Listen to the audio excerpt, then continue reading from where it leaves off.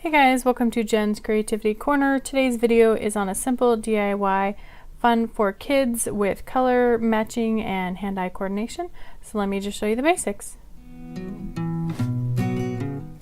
So it used to be all the rage. You would get these little paint strips and all sorts of crafts just free from the home improvement store. You're going to cut off enough that you can glue on either side of a clothes clip.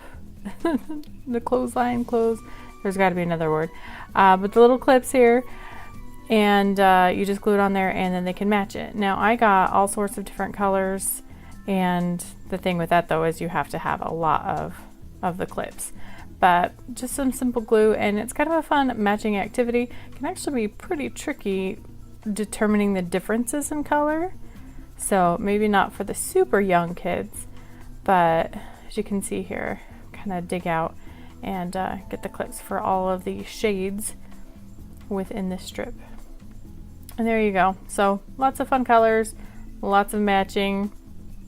It's a simple thing that you can just put in a little container. I probably got this from the Dollar Tree.